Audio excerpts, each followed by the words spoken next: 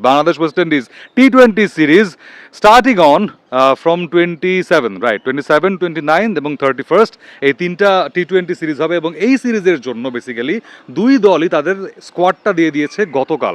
আমরা বেতারের কমেন্ট্রিতে যখন ছিলাম স্টেডিয়াম থেকে তখনই দেখছিলাম যে স্কোয়াডের ঘোষণাটা এসেছে, তখন একটু মনোযোগ দিতে পারিনি খেলার কারণে, বাট বাসায় যখন গেলাম এবং কিছু সারপ্রাইজিং এলিমেন্ট যখন পেলাম তখন এই ভিডিওটা করতে চলে আসতেই হলো সেই স্কোয়াড নিয়ে বিশ্লেষণ করতে। এবং Ahmed Bin Parvez does have a point of view যে কোন কোন প্লেয়ার বাদ গেছে, কোন কোন প্লেয়ার ইনক্লুডেড হলো, বাট সেখানে সবার আগেই বলে দেই প্রশ্ন আউটের মতো যে সৌম্য সরকার, সাইফুদ্দিন সবচাইতে বড় দুটো নাম আই গেস লাস্ট টি20 সেই যে সিরিজটা ছিল আফগানিস্তানের বিপক্ষে সেখান থেকে বাদ পড়েছে। বিকজ টেকনিক্যালি কিন্তু সৌম্য সরকার ছিলেন সেই আফগানিস্তান সিরিজে, ভিসা জটিলতার কারণে তিনি যেতে পারেননি, বাট তিনি কোনো ম্যাচ না খেলেই বাদ, যেখানে সৌম্য সরকার গতকালকে একটা ট্রেমেন্ডাস ইনিংস খেলেছেন। ওয়েল, আমার কাছে মনে হয় যে আসলে Soumya is a bit unlucky. কারণ হচ্ছে সাইফ হাসান আসলে যে ফর্মে আছে এই মুহূর্তে তাকে তো আর বাদ দেওয়া যাবে না। আবার পারভেজ ইমন আর তানজিদ তামিম আমরা বিগত 1-1.5 বছর ধরে দেখছিলাম যে তাদেরকেই গ্রুম করা হচ্ছে এই সামনে টি20 ওয়ার্ল্ড কাপটাকে ধরে, তাদেরকেই মেইন দুজন ওপেনার হিসেবে রাখা হচ্ছে। And they've perform on and of, তাদের পারফরমেন্স বেশ ভালো ছিল। পারভেজ ইমন রান পেয়েছেন, তানজিদ তামিম রান পেয়েছেন। তো সব কিছু মিলে আমার কাছে মনে হয় যে টি20 সেট আপের অ্যাটলিস্ট ওপেনিং স্লটের যে জায়গাটা ওটা এই দুজনকেই মেইন দুই ব্যাটার ধরে প্ল্যান করা হচ্ছে। And Saif is definitely there as well. Liton Kumar দাসও ব্যাট করছে। সো এতগুলো টপ অর্ডার অপশনস থাকার পরে সৌম্য সরকারকে যদি নেওয়াও হয় স্কোয়াডে, তাকে কি অ্যাকচুয়ালি খেলানো হবে কিনা? যদি না খেলানো হয় তাহলে it's better to not have him in the squad. আমার কাছে এটাই মনে হয়েছে। সো ফেয়ার এনাফ যে সৌম্য সরকারকে রাখা হয় নাই। আমরা কি একটা পারফেক্ট সেটআপের দিকে যাচ্ছি? লাইক ওডিআইতে আমি দেখছি একটা কোর গ্রুপ সৌম্য এবং সাইফকে দিয়ে চেষ্টা করা হচ্ছে, তানজিদ তামিমকে এক পাশে সরিয়ে রেখে, আবার জাকেরকেও এই তিনটা ম্যাচেই সরিয়ে রাখা হয়েছে মানে লাস্ট 11 থেকে। সো ওই টি20 সেটআপে আমরা যাচ্ছি কিনা যে আবারও আমরা পারভেজ ইমন এবং তানজিদ তামিমকেই দেখবো সেই ওপেনিংয়ে, কিংবা সাইফকে? আই থিঙ্ক আমাদের টি20 স্কোয়াডটা মোরলেস সেট। আমার কাছে মনে হয় যে খুব বেশি পরিবর্তন এমনিও হবে না। 2026 ওয়ার্ল্ড কাপকে সামনে রেখে আমাদের এই টি20 স্কোয়াডটাই একটা সেট স্কোয়াড, যেখানে যদি আমরা টপ অর্ডার থেকে আসি, যে যাদের কথা বললাম, লিটন ইজ দেয়ার, সাইফ এসেছেন, and then there Tanzid Tamim and Parvez Emon.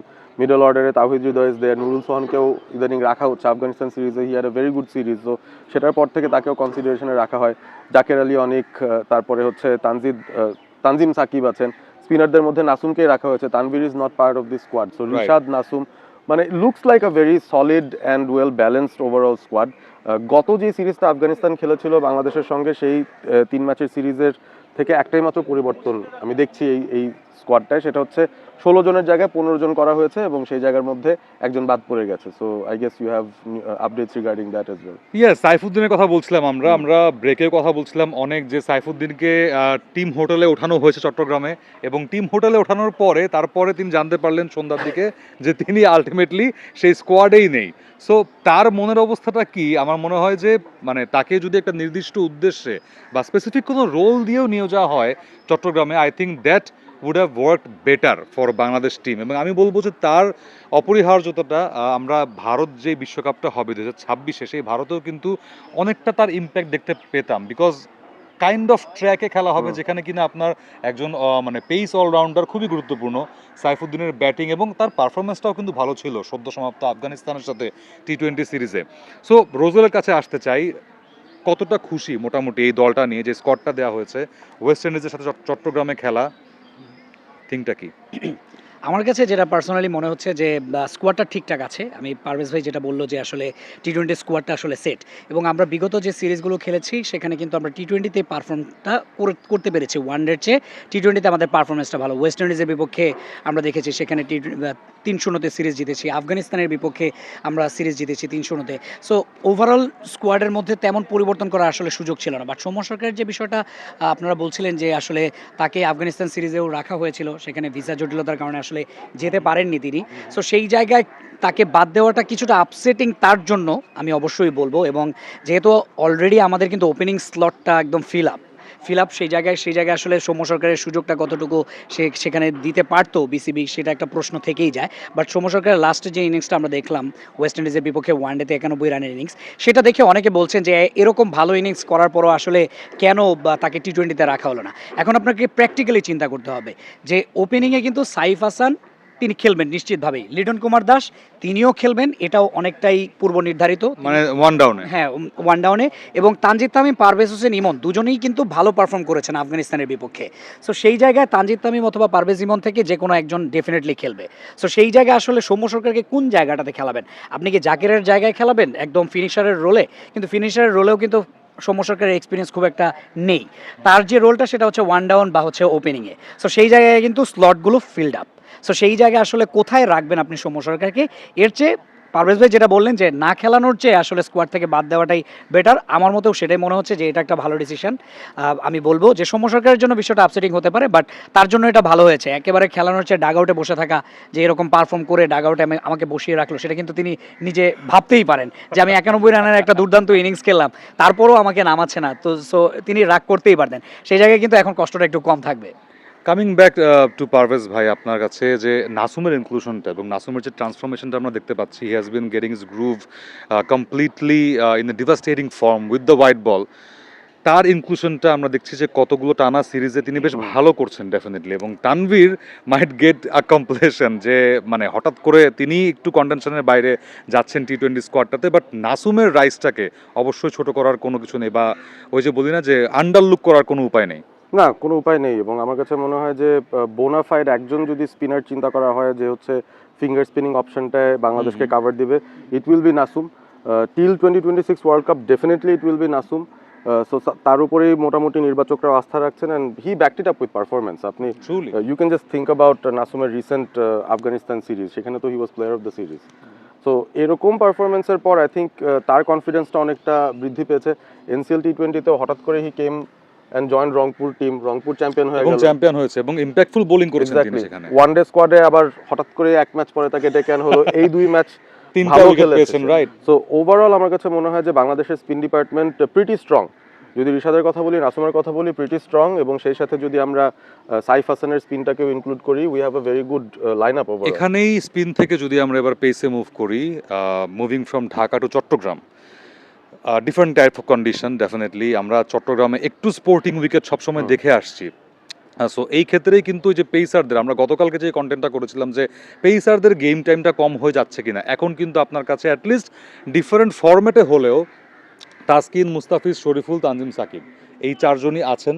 So এই চারজনের মধ্যে একটু ঘুরিয়ে ফিরিয়ে সেই বোলারদেরকে সেট করাটার সময় বোধ হয় এই টি-20 সিরিজটা। হ্যাঁ, এবং আমার কাছে মনে হয় অনেক আগেই সেট হয়ে আছে। বেসিক্যালি মুস্তাফিজ, তাসকিন আমার মনে হয় ফার্স্ট চয়েস থাকার কথা, and then Tanzim Sakib or Saifuddin. That was my thought, যে একজন ব্যাটার যে হচ্ছে পেস বোলিং করতে পারে, সাথে ব্যাটিংটাও সাপোর্ট দিতে পারবে, ওই ধরনের একজন। বাট সিন্স সাইফুদ্দিনকে স্কোয়াডের বাইরে রাখা হচ্ছে, Tanzim Sakib is the other option, and নাইলে শরীফুল। সো ইজিয়ার হচ্ছে একটু চারজনের মধ্যে ঘুরিয়ে ফিরিয়ে খেলানো, মানে একটু টেনশন কম হয়তো টিম ম্যানেজমেন্টের, যে একদিন সাইফুদ্দিন একদিন তানজিম সাকিব কি করবো। ওভারঅল কি স্কোয়াড নিয়ে মোটামুটি খুশি হতে পারি আমরা? অবশ্যই খুশি হতে পারি এবং কনফিডেন্ট থাকতে পারি যে এই সিরিজটাও আমরা খুব ভালো করব, কারণ খুব বেশি পরিবর্তন কিন্তু নেই, হ্যাঁ। Two be frank. সো ওই দিক দিয়ে চিন্তা করলে, এবং ওয়েস্ট ইন্ডিজের যে ফর্ম, ওয়েস্ট ইন্ডিজ স্কোয়াডের একটা পরিবর্তন, জেসন হোল্ডারকে তারা নিয়ে এসছেন। সো হোল্ডার ডেফিনেটলি টি-20 স্কোয়াডের প্রথম পছন্দের প্লেয়ারই থাকবেন, তার সেই পেস ভ্যারিয়েশনের কারণে অবশ্যই। সো মোর অর লেস একটা টাইট ম্যাচ হতে যাচ্ছে, এবং ওয়েস্ট ইন্ডিজ ওডিআইয়ের মতো কিন্তু টি-20তেও যে খুব ভালো ফর্মে আছে তা নয়। আমরা এক সময় জানতাম যে ওয়েস্ট ইন্ডিজ টি-20 ফেরিওয়ালা, দুবারের বিশ্ব চ্যাম্পিয়ন ওয়েস্ট ইন্ডিজ, বাট তাদের রিসেন্ট ফর্মটা কিন্তু বেশ খারাপ। সো ওয়েস্ট ইন্ডিজের বিপক্ষে আমাদের একটা এজ থাকাটা দরকার বলে মনে করি, রাইট? হ্যাঁ, ডেফিনেটলি ওয়েস্ট ইন্ডিজের বিপক্ষে আসলে আমরা এখানে আপার হ্যান্ডেই আছি, আমি যেটা মনে করছি। কারণ বিগত যে সিরিজগুলো হয়েছে সেখানে কিন্তু খুব একটা ভালো করতে পারিনি। আরও একটা বিষয় যেটা হচ্ছে, ওয়েস্ট ইন্ডিজের যে প্লেয়াররা আসলে টি-20 ক্রিকেট ইন্টারন্যাশনালে ভালো খেলা শুরু করে, তারা পরবর্তীতে ধাবিত হয়ে যায় হচ্ছে আপনার লিগগুলোতে, ফ্র্যাঞ্চাইজি লিগগুলোতে। যে কারণে কিন্তু নিকোলাস পুরান, শিমরন হেটমায়ার এদের মতো প্লেয়াররাও কিন্তু এখন অ্যাভেলেবেল হচ্ছে না এই ন্যাশনাল স্কোয়াডে। সেই কারণেই কিন্তু ওয়েস্ট ইন্ডিজ টিমটা আসলে দুর্বল হয়ে যাচ্ছে। আমরা একটা লেগাসি দেখছিলাম যে Darren Sammy, Marlon Samuels, Lendl Simmons, Chris Gayle, Johnson Charles, Evin Lewis, তারা যখন খেলছিলেন ওই সময়টাতে কিন্তু একটা প্রাইম টাইম গেছে ওয়েস্ট ইন্ডিজের। সেই লেগাসিটা কিন্তু ধরে রাখার চেষ্টা করছিলেন এই যে নিকোলাস পুরান, শিমরন হেটমায়ার এদের মতো ব্যাটাররা। তো সেই জায়গায় এরাও আসলে ওই ফ্র্যাঞ্চাইজি লিগগুলোতে চলে যাওয়াতে আসলে অ্যাভেলেবেল হচ্ছে না, কেউ আবার অবসরও নিয়ে ফেলেছে। একটা সুন্দর কিন্তু একটা ইনোভেটিভ কথা বলেছে রোজেল, নিকোলাস পুরানের ক্লোন যদি আমরা বানাই, লিকোনাস পুরান। এইটা সুইট ছিল, জোকস অ্যাপার্ট না, টাং টুইস্টেড। আচ্ছা, কুইক রিক্যাপ আমরা যদি করি এবং দলটাও দেখলাম, এবং কুইক প্রেডিকশনে যদি চলে যাই, 3-0 অ্যাগেইন। হ্যাঁ, আমি গতবারও 3-0 বলেছিলাম ওডিআই সিরিজের জন্য। I am going for 3-0 once again, but এই 3-0টা এতটা ইজি কেন যেন হবে না মনে হচ্ছে। মানে ওয়েস্ট ইন্ডিজ উইল ফাইট, এবং যদি স্পোর্টিং উইকেট হয়, if any of the batters gate into the Click, গ্রুভ, হ্যাঁ, right. তাহলে কিন্তু আমরা একটু সমস্যায় পড়তে পারি। ইট will be a bigger challenge for our bowlers. এইটাই আমি আসলে দেখতে চাই। Quick prediction. আমার মনে হচ্ছে 2-1 হবে, কারণ চিটাগাংয়ে আসলে আমরা সবসময় জানি যে উইকেটের খুব বেশি পরিবর্তন হয় না। মিরপুরে যেমন একদম ফ্রিকোয়েন্টলি চেঞ্জ হয়ে যায় উইকেট, বাট চিটাগাংয়ের উইকেটটা কিন্তু এরকম ফ্রিকোয়েন্টলি চেঞ্জ হয় না। সো আমার মনে হচ্ছে একটা ম্যাচ হয়তো বা ওয়েস্ট ইন্ডিজ জিততে পারে। আমার প্রেডিকশনটা ওরকমই 2-1, বিকজ ট্রু উইকেটে খেলা হচ্ছে ডেফিনেটলি, এবং ওয়েস্ট ইন্ডিজের যে বিগ হিটাররা আছে তারা যদি ছন্দে চলে আসে এবং ক্রিস গেলকে মনে করায় দেয়, যে বোট বলছিল রোজেল, যে নিকোলাস পুরান, সেখানে এভেন লুইস, মানে একটা লিগেসি, তো তাদের যুগে যদি মনে করিয়ে দেয় ওয়েস্ট ইন্ডিজের ব্যাটাররা, তাহলে একটু ডিফিকাল্ট হলেও হতে পারে। বিকজ চট্টগ্রামেও মোরলেস আমরা ওই সিচুয়েশন দেখব, রাতে যেহেতু খেলা হচ্ছে, সন্ধ্যায় স্টার্ট হবে, সো শিশিরের প্রভাবটা অবশ্যই দেখতে পারবো সাগরিকায়। তার চাইতেও বড় কথা হচ্ছে যে বৃষ্টি কোনো বাগড়া দেবে কিনা, that will be a big concern, because weather আপডেটটাও সেরকম কথা বলছে। আপনার প্রেডিকশন কি এই টি-20 সিরিজ ঘিরে, এবং এই টি-20 দলটা কতদূর ভালো করতে পারে, একটা বিল্ড আপ করতে পারে সেই টি-20 ওয়ার্ল্ড কাপ পর্যন্ত? জানিয়ে দিতে ভুলবেন না হোয়াট দ্য পিচের কমেন্ট বক্সে।